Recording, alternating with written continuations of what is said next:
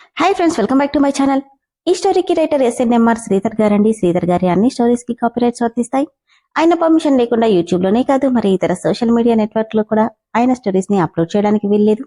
దయచేసి అలా చేయకండి ఫ్రెండ్స్. అలా చేస్తే లీగల్ గా చాలా ప్రాబ్లమ్స్ ఫేస్ చేయాల్సి వస్తుంది. అలానే ఈ స్టోరీస్ చదువుతున్న వాళ్ళైనా వింటున్న వాళ్ళైనా మీరు మరే ఛానల్లోనైనా శ్రీధర్ గారి స్టోరీస్ చూసినట్లయితే నాకు వెంటనే మెసేజ్ చేయండి. ఇక లేట్ చేయకుండా వీడియోలోకి వెళ్ళిపోదాం ఫ్రెండ్స్. ఎస్ఎన్ఎంఆర్ శ్రీధర్ గారు రాసినటువంటి మనోభిరాముడు 14వ భాగం. యశు, హే యశు అన్ని ఎవరో పిలవడంతో వెనక్కి తిరిగి చూసింది యశస్విని. అరుణ్ పరిగెత్తుకుంటూ వచ్చి, ఏంటి మధ్య మాట్లాడకుండానే వెళ్ళిపోతున్నావంటే, అదేం లేదు, ఎగ్జామ్స్ కదా, ప్రిపరేషన్లో ఉన్నాను. సరే కాని ఈరోజు ఐమాక్స్కి వెళ్దామా? గట్టిగా నిట్టూర్చి, వద్దు అరుణ్, నేను కిషోర్ గారి కూతుర్ని. మా నాన్న చాలా అప్పుల్లో కూరుకుపోయి ఏదో మా బావ వల్ల మళ్ళీ రికవర్ అయ్యాం. ఇప్పుడు నువ్వులా సినిమాలకి షికార్లకి తిప్పితే నేను నిన్ను వల్లో వేసుకునే ఛాన్స్ ఉంది అని చెప్పి వెళ్ళిపోతుంటే, యశు అంటూ తన వెనకే వెళ్తూ, మా డాడీ మాటలు పట్టించుకోకు, ఆయన కొంచెం కోపం ఎక్కువ. ఆయన అన్న దాంట్లో తప్పేం లేదు అరుణ్. మనుషులం సమస్యల్లో ఉన్నప్పుడే ఎదుటి వాళ్ళ మనస్తత్వాలు అర్థమవుతాయి. మీ నాన్న మిలీనియర్, పైగా నువ్వాయనకి ఒక్కగానొక్క కొడుకువి. ఆయన జాగ్రత్త పడ్డంలో తప్పులేదు. అది కాదు యశు, బాయ్ అరుణ్, నాకు క్లాస్ ఉంది, పదండి వెళ్దామని ఫ్రెండ్స్తో వెళ్ళిపోతే వెళ్తున్న తన వైపే చూస్తుండిపోయాడు అరుణ్. ఇదిగో చూడు బంగారం, నువ్విలా నిమ్మకు నీరెత్తినట్టు వాడికి నీకు ఏ సంబంధం లేదన్నట్టు ఉంటే లాభం లేదు. వాడింట్లో ఉంటే నువ్వు రూంలో, వాడు కిందుంటే నువ్వు పైన, ఇలా ఉన్నారంటే నిన్ను మార్చడం కాదు, ఇంచు కూడా నువ్వు వాడిని కదల్చలేవు. నన్నేం చేయమంటావమ్మమ్మా? ఈ కాలంలో పిల్లలెలా ఉన్నారో చూసి రమ్మంటే కాల్చొచ్చేలా ఉన్నారు. కాని నువ్వు ఆ పని చేయకుండా చేయలేకపోతున్నావు అంటే సైలెంట్గా తలొంచుకుంది మను. అలా తలొంచుకోవడం కాదు, ఈ రోజు నుండి వాడు పిలిచినా పిలవకపోయినా వాడి వెనకే తిరుగు. అమాయకంగా, ఎందుకండి? కోపంగా, నాకు అర్జెంటుగా ముని మనవడు కావాలి, వాణ్ణడిగి ఇప్పిస్తావని. దానికి నేనెందుకండి, పని వాళ్ళని చెప్తాను అని మను అమాయకంగా చెప్తే, గట్టిగా, ఏంటి, నాకు మునిమనుడు కావాలని పని వాళ్ళకి పంపిస్తావా? అప్పుడు కాని మనుకి తనేమందో అర్థం కాలేదు. చిచిచి, అలా కాదండి, అదేంటంటే నాకు ఆయన గొంతు వింటేనే గుండెల్లో రైళ్లు పరిగెడుతున్నాయి. ఇక వెళ్ళి మాట్లాడడం మాట పక్కన పెడితే ఎదురుగా కూడా నిల్చోలేను అని ఏడుపు గొంతుతో చెప్పింది. చూడమ్మా, నువ్విలానే ఉన్నావంటే వాడెప్పటికీ మారడు, కాబట్టి నువ్వే ఎలాగోలా చొరవ తీసుకోవాలి. నేనా? కాని నేనేం చేయగలనమ్మమ్మా? అదేదో నేను చెప్తుంటా, నువ్వు చెయ్యి. ముందు మొగుడిని ఆకర్షించాలి అంటే అందంగా రెడీ అవ్వాలి. అంటే నేనిప్పుడు బాగలేనా అండి? మేకప్ వేసుకుని రావాలా? ఏం అక్కర్లేదు, నువ్వెలా ఉన్నా అందంగానే ఉంటావు. కాకపోతే ఆ అందానికి ముఖంలో కొద్దిగా సిగ్గు, నవ్వు తోడైతే నా మనవరాలికి తిరిగేలేదంటూ మెడికల్ విరిచితే, గౌరీ, నువ్వెళ్ళి పువ్వులు తీసుకురా అని చెప్పింది అరుంధతమ్మ. పువ్వులు ఇప్పుడెందుకండి? ఎందుకంటే పిచ్చిమొహమా, కొత్తగా పెళ్లైన వాళ్ళు కనీసం సంవత్సరం వరకైనా తల నిండా పూలు పెట్టుకోవాలి. ఎందుకండి? దేవుడా, ఈ పిల్ల కొంచెం జ్ఞానాన్ని ప్రసాదించవయ్యా. ఏమైందమ్మమ్మా? ఇంకేమవ్వాలి, పువ్వులెందుకు పెట్టుకుంటారు? నీ మొగుడిని నీ చుట్టూ తిప్పుకోవడానికి. నా చుట్టూ ఎందుకండి? గుళ్ళో తిరిగితే పుణ్యం వస్తుంది. అదేదో నేను తిరిగి ఏడుస్తాను, నువ్వు నేను చెప్పినట్టు అఘోరించు. ఇంతలో గౌరీ పువ్వులు తీసుకొస్తే వాటిని తీసుకుని మనుకి పెడుతుంటే, ఇన్ని పువ్వులెందుకండి? ఇప్పుడే చెప్పానా నీ మొగుడు ఈ వాసన చూడగానే నీ చుట్టూ తిరగాలని? అందుకు అంటూనే చిన్న క్లిప్ పెట్టి లీవ్ చేసిన తల నిండా మోచేతి వరకు పువ్వులు పెట్టేసింది అరుంధతమ్మ.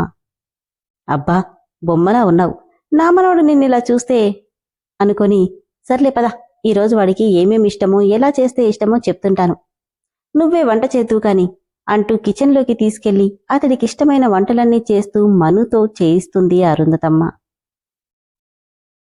ఏంటే అరుణ్ణి అలా వాయించేశావు? వాయించడం కాదే, ఉన్న నిజమే చెప్పానంది యశు. కాని అరుణ్కి నీ మీద క్రష్ ఉంది. నాకు అతని మీద ఎలాంటి ఫీలింగ్స్ లేవు. నా ముందున్న గోల్ ఒక్కటే, స్టడీస్ కంప్లీట్ చేసి మంచి జాబ్ చూసుకొని ఇప్పటికీ మా బావ మీద ఆధారపడ్డాన్ని తగ్గించాలి. ఏంటో ఈ మధ్య మాట్లాడితే బావా బావా అంటున్నావు. మీ బావ ఏమైనా పైనుండి దిగొచ్చాడా? నాకైతే అంతే. ఎందుకో తెలుసా, 100 కోట్లంటే మాటలు కాదు. కాని ఎంత తేలిగ్గా ఇచ్చేసి మొత్తమంతా క్లియర్ చేశాడో తెలుసా?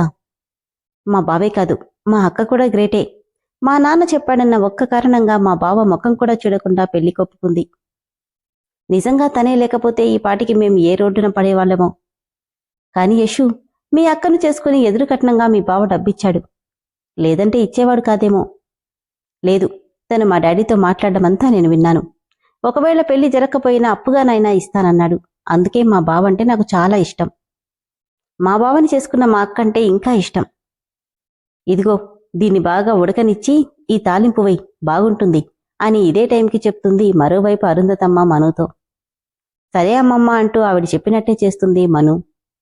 ఇంతలో ఎవరో కాలింగ్ బెల్ ఆగకుండా కొడుతున్నారు. అబ్బా, ఎవరొచ్చారు?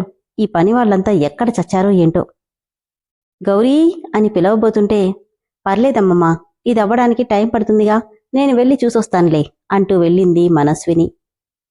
బావా బావా అని కలవరిస్తున్నావు, కాని ఇంతకీ మీ బావ ఎలా ఉంటాడు? టైం లేదని కనీసం పెళ్లి కూడా పిలవలేదు అని అడిగారు ఫ్రెండ్స్ అంతా యశుని. ఇదే టైంలో ఆపకుండా కొడుతున్న బెల్ సౌండ్కి కిచెన్లో నుండి పరిగెత్తుకుంటూ వచ్చి డోర్ ఓపెన్ చేసింది మను. హడావిడిగా పరిగెత్తుకుంటూ రావడం వల్ల డోర్ ఓపెన్ చేయడం, కాలు స్లిప్ అయి అడుగు కిందకి పడబోతుంటే ఎదురుగా ఉన్న అతను పడకుండా పట్టుకోవడంలో పూర్తిగా అతని మీదకి బెండయింది. తల నిండా ఉన్న పువ్వులు వెంట్రుకలతో సహా ఎగురుతూ అతని ముఖం మీద పడుతుంటే అతనామెను కళ్ళార్పకుండా చూస్తున్నాడు. ఏ రోజు రామ్ని కూడా అంత దగ్గరగా చూడని మను ఇప్పుడతన్ని అంత దగ్గరగా చూస్తుంటే భయంగా అనిపించి దూరం జరిగింది. వచ్చిన అతన్ని పైనుండి కింద వరకు చూస్తూ రెప్పవేయడం కూడా మర్చిపోయిందామె. చెప్పవే, మా బావ ఎలా ఉంటాడు? మా బావ ఎలా ఉంటాడో తెలుసా అని యశు చెప్తుంటే మను మనసులో, ఇతనేంటి ఇంత హైట్ ఉన్నాడు అనుకుంటుంది. 6.2 ఫీట్ హైట్తో తెల్లగా ఉంటాడు మా బావ. తెల్లగా స్వచ్ఛంగా ఉన్న ఆ కళ్లల్లో కసి కనిపిస్తుంది మనస్వినికి. కళ్ళెలా ఉంటాయో తెలుసా? చిరుతపులి కళ్ళలా సూటిగా ఉంటాయని యశు చెప్తుంటే గాలికి ఎగురుతున్న సిల్కీ హెయిర్ నుదుటి మీద పడి అందంగా కదులుతుంది.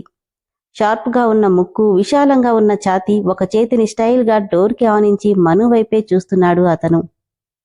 మొత్తానికి మీ బావ హీరోలా ఉంటాడంటావు. హీరోలా కాదే, అమ్మాయిల కలల రాకుమారుడిలా ఉంటాడు. ఆ కళ్ళల్లో కనిపించే అట్రాక్షన్కి ఏ ఆడపిల్లైనా వెంటపడాల్సిందే తెలుసా? సర్లే, మా బావ గురించి విన్నారు కదా, ఇక పదండి, క్లాస్కి టైం అయిందంటూ వెళ్ళిపోయింది యశు. మరోవైపు ఇదే టైంకి మను మనస్సులో, ఇతనేంటి ఇలా ఉన్నాడు? కొంపదీసి హాలీవుడ్ హీరోగాని పొరపాటున తప్పిపోయి ఇంటికొచ్చాడా అనుకుంటుంటే నోట్లో వేలు పెట్టుకుని పైకి చూస్తూ, అయినా హెలికాప్టర్ ల్యాండ్ అయిన సౌండ్ కూడా వినపడలేదే, మరి హాలీవుడ్ హీరో ఎక్కడి నుండి ఊడిపడ్డాడు అని కళ్ళు టపటప ఆర్పుతూ ఆలోచిస్తుంది మను.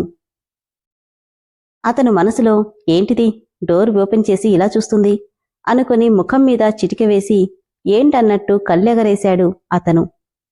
అప్పుడు స్పృహలోకొచ్చి, ఎవరు కావాలండి అని అడిగింది మను. అతను షాక్తోనే అలానే చూస్తుండిపోయాడు మను మాటకి. మిమ్మల్నేనండి అడిగేది, ఎవరు కావాలి మీకు అంటే ఒక్క మాట కూడా మాట్లాడకుండా తనని పక్కకి తోసేసి వెళ్ళిపోతున్నాడు. ఏయ్ ఆగవయ్యా, ఆగు అంటూ ఎదురుగా వెళ్లి నిలబడి కోపంగా, ఏంటయ్యా ఇంత పెద్ద మనిషిని ఇక్కడ మాట్లాడుతుంటే మీ ఇల్లైనట్టు లోపలికెళ్ళిపోతున్నావు, ముందు బయటికి పో అంది మను. తన వైపు కోపంగా ఓ చూపు చూసి వెళ్ళిపోతుంటే, ఏయ్ చెప్తుంటే అర్థం కాదా నీకు? ఆగు, నీకసలు ఎవరు కావాలి, ఎవరు నువ్వు అంటుంటే కోపంగా వాట్ అంటూ ఏదో అనబోతుంది. కొంపతీసి దొంగవా అని అడిగింది మను అతని మాట పూర్తవకముందే. అతను షాక్తో చూస్తుంటే అంతలో అతనికి మూర్తు నుండి ఫోన్ రావడంతో బ్లూటూత్ ఆన్ చేశాడు. హలో సార్, లేట్ అవుతుంది, వాళ్ళు తొందర పెడుతున్నారు, పెన్ డ్రైవ్ కావాలి అన్నాడు మూర్తి. సరేనని కాల్ కట్ చేసి పైకెళ్ళిపోతుంటే, ఆగవయ్యా, నిన్ను మా ఇంట్లో ఏమీ దోచుకుపోనివ్వను, నిన్నెలాగైనా బయటికి పంపిస్తాను అంటూ చెయ్యి పట్టుకుని గట్టిగా లాగడానికి అతన్ని ట్రై చేస్తుంటే ఒక్క ఇంచు కూడా అతను కదలకపోగా ఫోర్స్గా లాగడంతో తనక్కి వెనక్కి పడబోతూ సోఫా పట్టుకుని పడకుండా బ్యాలెన్స్ చేసుకుంది మను. అతను మాత్రం కోపంగా తననే చూస్తున్నాడు. చెయ్యి వత్తుకుంటూ, ఏం తింటున్నావయ్యా, మరి ఇంత బలంగా ఉన్నావేంటి అంటే అతను వెనక్కి తిరిగి వెళ్లేంతలో మళ్లీ తన ముందు నిలబడి, ఏయ్ నీకోసారి చెప్తే అర్థం కాదా, నేనస్సలు మంచిదాన్ని కాదు, బుద్ధిగా చెప్పిన మాట విని ఈ దొంగతనాలు మానేసి మంచిగా బతుకు అని మను చెప్తుంటే చేతులు కట్టుకుని కోపంగా తన వైపే చూస్తున్నాడు అతను. తినేసేలా ఏంటయ్యా చూపు? హా, నీ చూపుకి ఇక్కడెవరూ భయపడేవాళ్ళు లేరు. నీకు తెలుసా, మా ఆయన గొంతు వింటే నేనే భయపడి చచ్చిపోతాను. అసలే ఆ మనిషికి పిచ్చి ఆటిట్యూడ్, పొగరు, అహంకారం అన్నీ ఇంచు కూడా తగ్గకుండా ఉంటాయి తెలుసా అనగానే కోపంతో అతని దవడ ఎముక బిగుసుకుంటుంది. ఆమెనే కళ్ళర్పకుండా చూస్తున్నాడు. అలాంటి మనిషి ఇంటికొచ్చి అతని భార్యని నన్నే కోపంగా చూస్తావా? మర్యాదగా బయటికి పో, లేదంటే ఆయన చేతుల్లో పచ్చడైపోతావు అని ఏదేదో ఫ్లోలో చెప్తుంటే అతను మను రెక్క పట్టుకుని విస్తురుగా తోసేశాడు. అంతే, దాంతో సోఫాలో పడిపోయింది మను. ఏయ్, ఇంత ధైర్యం నీకు? నన్నే తోసేస్తావా అంటుంటే తన దగ్గరకొచ్చి ఒక్క మాట కూడా మాట్లాడకుండా సోఫా మీద కాలు పెట్టి తన మీదకి ఒరగగానే కళ్ళు టపటప ఆర్పుతూ భయంగా అతని వైపు చూసింది మను. చేత్తోనే సైగ చేస్తూ నోట్లో మాటొస్తే గొంతు మీద వేలు పెట్టి అడ్డంగా గీసి జాగ్రత్త అన్నట్టు వేలు చూపించి ఫాస్ట్గా పైకెళ్ళిపోయాడు. గట్టిగా అమ్మమ్మా అమ్మమ్మా అని అరుస్తూ పరిగెడుతూ వెళ్ళింది మను. ఎక్కడో కిచెన్లో ఉన్న అరుంధతమ్మ ఉలిక్కిపడింది ఆ అరుపుకి. ఏమైందే, ఎందుకలా అరుస్తున్నావు? ఆయాసపడుతూ దొంగమ్మమ్మా, దొంగొచ్చాడు. ఏంటి దొంగ? అవునమ్మమ్మా, దొరలాగా పైకెళ్ళిపోయాడు. పైగా అరిస్తే నా గొంతు కోస్తానని బెదిరించి వెళ్ళాడు. ఏంటేంటి, వాడికెంత ధైర్యముంటే ఈ మాన్షన్లోకొచ్చింది చాలక నిన్నే బెదిరిస్తాడా? అవునమ్మమ్మా, తొందరగా రా, వాడేమైనా తీసుకెళ్ళిపోతాడేమో. ఒరే సెక్యూరిటీ వెతరాళ్ళరా, ఎక్కడ చచ్చారా, త్వరగా రండి అని అరుంధతమ్మ గట్టిగట్టిగా అరుస్తుంటే బయటెక్కడో పనిచేసే వాళ్ళంతా లోపలికొచ్చేశారు. ఏమైందమ్మా, ఏమైందా? అసలు మీరంతా ఏం చేస్తున్నారు? ఎవడో దొంగ ఇంట్లోకి జొరబడ్డాడంట. దొంగనా? అవును, దొంగే, త్వరగా రండి, అదిగో పైకెళ్ళాడు అంటూ మను పైకి చూపిస్తుంటే అలాగా అంటూ వెళ్ళబోయారు. ఆగండి, వాడసలే చాలా బలంగా దిట్టంగా ఉన్నాడు. మిమ్మల్ని ఏ కీలు కాకులు విరిచేస్తాడు. ఆ గన్స్ తీయండి అని మను చెప్తే సరే మేడం అని గన్స్ తీసి పట్టుకున్నారు సెక్యూరిటీ వాళ్ళంతా. వాణ్ణస్సలు వదలొద్దు, గట్టిగా పట్టుకోండి, లేదంటే పారిపోతాడు. సరే మేడం అంటూ ఒక్కడుగు ముందుకు వేయగానే పైనున్న అతను డోర్ ఓపెన్ చేసిన చప్పుడు వినిపించి అందరూ గన్స్ పట్టుకుని పైకి చూస్తున్నారు. బామ్మా అంటూ తన పక్కన చేరింది మనస్విని. ఆ దొంగ ఎవరో ఏంటోనని అందరూ పైకి చూస్తుంటే బ్లూటూత్లో మాట్లాడుతూ ఫాస్ట్గా మెట్లు దిగి వస్తున్న అతన్ని చూసి అందరూ కంగారుగా సార్ అంటూ గన్స్ దించేశారు. అరుంధతమ్మ, మను, దొంగెక్కడే? అదిగో అంటూ చెయ్యి చూపించబోయేది కాస్త అతను కిందకి రావడం, అందరూ సార్ అంటూ సెల్యూట్ చేయడం చూసి మను షాక్గా సారా అని చూస్తుంటే ఒరే మనవడా, నువ్వెప్పుడొచ్చావు అని అడిగింది అరుంధతమ్మ. మనవడా అంటే ఇతను అంటూ కళ్ళు పెద్దవి చేసుకుని అతని వైపు చూస్తుంటే నా సంగతి తర్వాత, అసలేం జరుగుతుంది ఇక్కడ అని కంగుమని వినపడగానే భయపడిపోయి ఇతను అతనా అనుకుంటూ అరుంధతమ్మ వెనక్కి వెళ్లి దాక్కుంది మను. ఇంట్లోకెవరో దొంగవేదో వచ్చాడంటారా, వాడు దిట్టంగా బలిసి మరీ ఉన్నాడంట అని అరుంధతమ్మ చెప్తే వెనుక నుండి అమ్మమ్మ వద్దు చెప్పకు అని తల అడ్డంగా ఊపుతూ అతని వైపు చూస్తుంది మను. కోపంగా తన వైపే చూస్తున్న అతన్ని చూడగానే టెన్షన్తో ఒళ్లంతా చెమటలు పట్టేశాయి మనుకి. గట్టిగా మీరంతా వెళ్ళండి అని సెక్యూరిటీ వేన్లను అనగానే అదేంట్రా, మరి దొంగ? నీ మనవరాలుందిగా, తను చూసుకుంటుందిలే అని చెప్పి వెళ్ళిపోతుంటే అరుంధతమ్మ వెనక దాక్కుని అతన్ని చూస్తున్న మను వెళ్తున్న అతను ఒక్కసారిగా ఆగి వెనక్కి తిరిగాడు. దాంతో చటుక్కున మళ్లీ వెనక్కి వెళ్ళిపోయింది మనస్విని. నానమ్మా, ఏంట్రా? మనుని చూస్తూ నీ మనవరాలికి మనుషుల్ని గుర్తుపట్టడం నేర్పించు అని చెప్తుంటే మెల్లిగా తొంగి చూసింది. అతను కోట్కి ఉన్న స్పెట్స్ని కళ్ళకి పెట్టుకుంటూ మను వైపే చూస్తూ వెళ్ళిపోయాడు.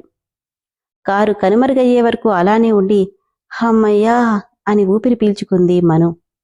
మను, దొంగెక్కడే? కంగారుగా దొంగ ఎవరూ లేరులే అమ్మమ్మ అంటూనే ఫాస్ట్గా రూంలోకి పరిగెట్టింది. పొద్దున్నుండి భయంతో రూమ్ నుండి బయటకు కూడా రాని మను భోజనం కూడా చేయకుండా గోర్లు గిల్లుకుంటూ కూర్చుంది. అంతలో మేడం మేడం అంటూ వచ్చింది గౌరీ. ఏంటి, మిమ్మల్ని సార్ రమ్మంటున్నారు అనగానే నన్నా అంటూ షాక్తో బిగుసుకుపోయింది మను. విన్నారు కదా ఫ్రెండ్స్, అతనెవరో తెలిసింది కదా. అతనైతే రామ్ కాదు, రాక్షసుడే. మరి తను హీరోనా అంటే ఏమో, హీరో అవ్వచ్చు, విలన్ కూడా అవ్వచ్చు. రామ్ అనుకున్న వాళ్ళు మాత్రం పప్పులో కాలేసినట్టే. కథ ఎలా ఉంది ఫ్రెండ్స్? ఇంటికొచ్చిన యజమాన్ని పట్టుకొని దొంగ అంటూ అందర్నీ దగ్గరికి చేర్చింది మను. మరి మనుని రమ్మని అతను కబురు పంపించాడు. ఏం చేస్తాడో ఏంటో తదుపరి ఎపిసోడ్లో తెలుసుకుందాం. అలానే ఫ్రెండ్స్, మీ అందరికీ తెలుసుగా, స్టోరీ అయితే మెంబర్షిప్లో ఉంది. తర్వాత ఎపిసోడ్స్ వెంటనే రావాలంటే దయచేసి మెంబర్షిప్లో జాయిన్ అవ్వండి. Thank you.